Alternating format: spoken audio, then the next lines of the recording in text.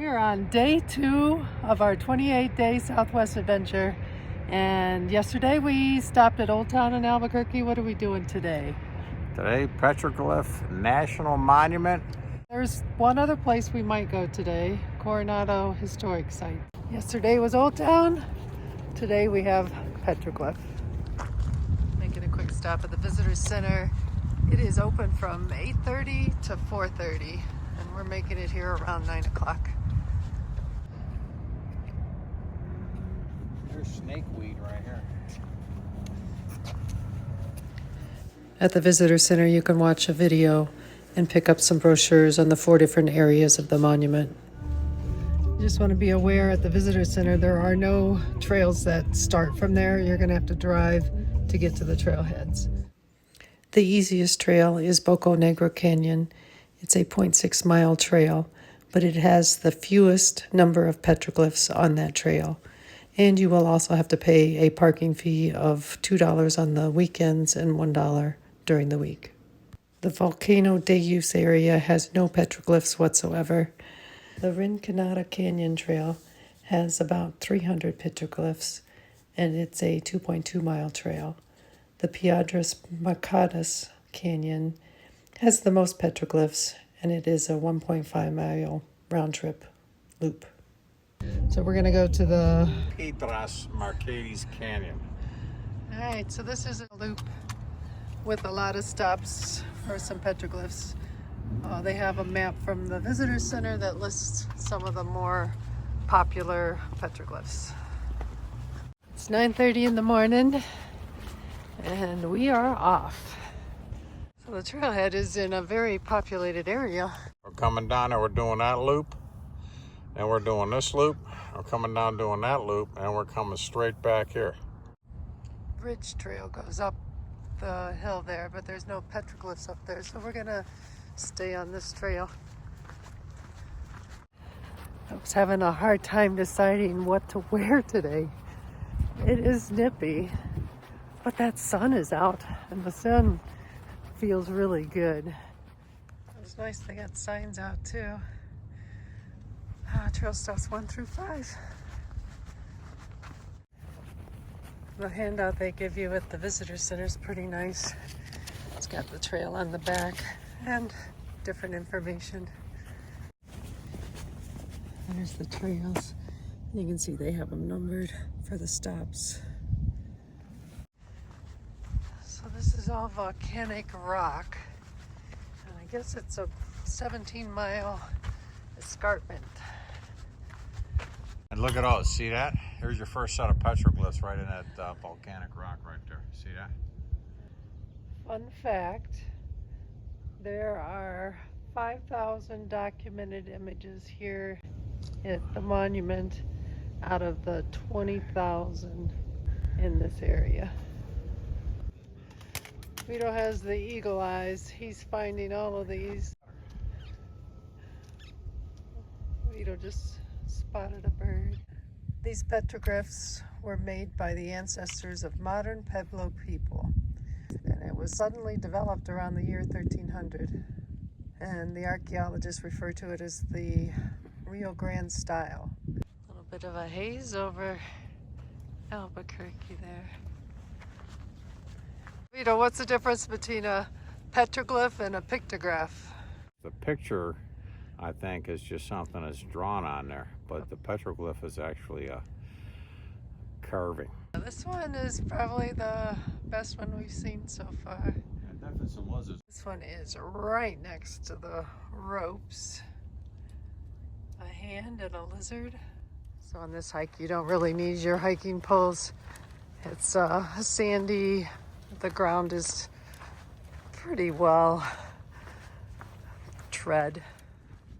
This is stop number 4, and it has a rock that has a lot of the hands on it. Holy crap, there's a bunch of them up there. There's faces up in there. There's a T up there. Yeah. So I was reading, and they said that a lot of the people came here, and this area is sacred to them. The meanings of some of these are known by the southwestern tribal groups, but a lot of the meanings have been lost over the years.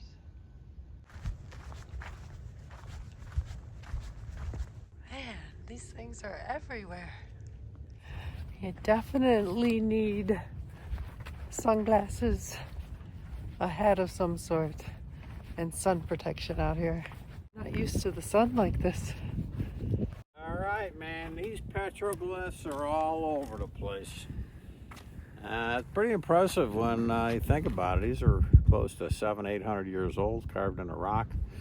The Pueblos came up here to spiritually carve these things in. They have different meanings to different people, but we don't really know what they mean. It looks like a music note. Yeah, but it's probably a pair of feet. Probably. That's what Vito was thinking was Godzilla.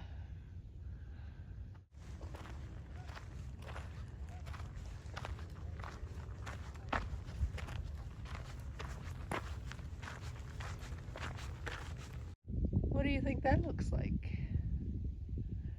Maybe a bumblebee. There's little ones right here. Yeah, I like this one. It's got some ducks and some four-legged creatures.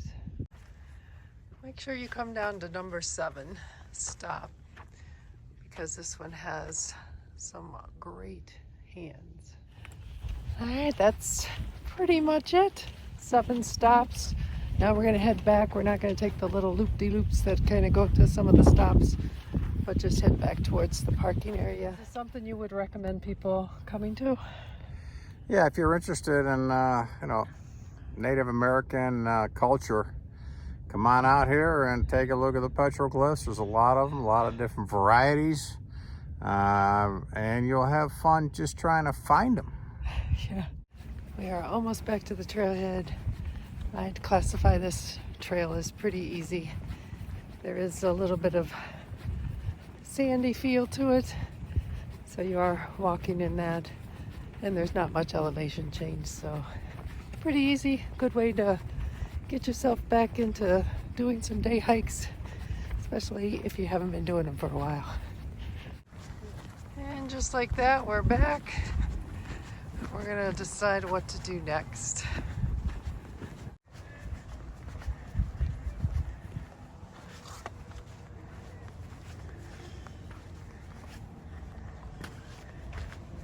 Anytime you're hiking, the earlier you get on trail, the better. Crowds are starting to come in now. It's 10:40 or so. We decided to come to the Coronado Historic Site, which are the ancient ruins of the Kawawa Pueblo. To get here, it's about a half-hour drive from the trail we were on at the Petroglyph National Monument. Entry is restricted to the site's normal operating hours. To go along the historic ruins, you do have to pay $7 each to go in there. And if you want to go where they've recreated the murals, you have to go with a guide.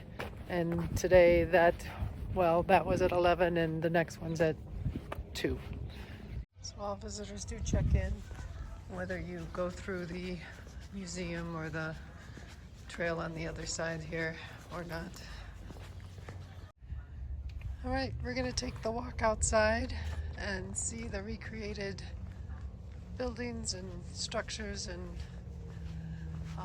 we talked a little bit to the ranger inside, and these were recreated. They are right over the original Pueblo dwellings, but they wanted to preserve those, so those were covered back over after they were excavated, and then they built these to show you what they look like. They're the exact same places where the other ones were. The Kawawa Pueblo is the historic Native American village of the Tiwa-speaking Pueblo Indians. Kawawa means evergreen in the Tiwa language, signifying the life-giving water source of the river that sustained the village.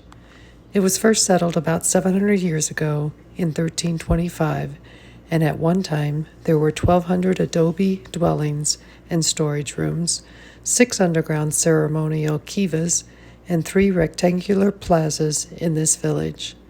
The Pueblo Indians continually occupied these dwellings until disease and external conflicts took their toll. So these round structures are like ceremonial pits. They're known as kivas. Men were allowed to go in them, but women could only bring food. They could not stay.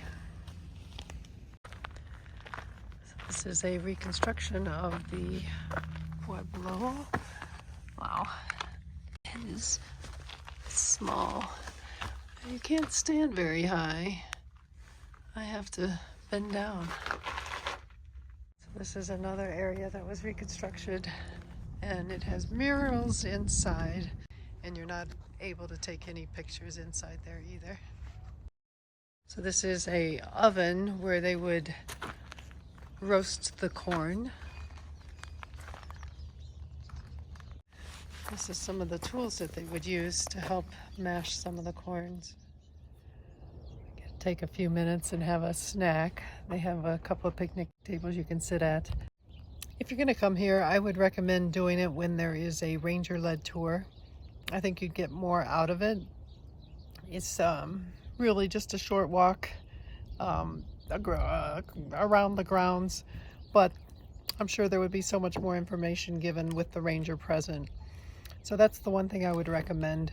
We are going to take a walk down by the river. So the area out here is nice. The birds you can hear. So nature-wise, it's very nice. I don't know that I would do it again. You can't really take pictures of the murals or anything like that. So this was not my favorite stop.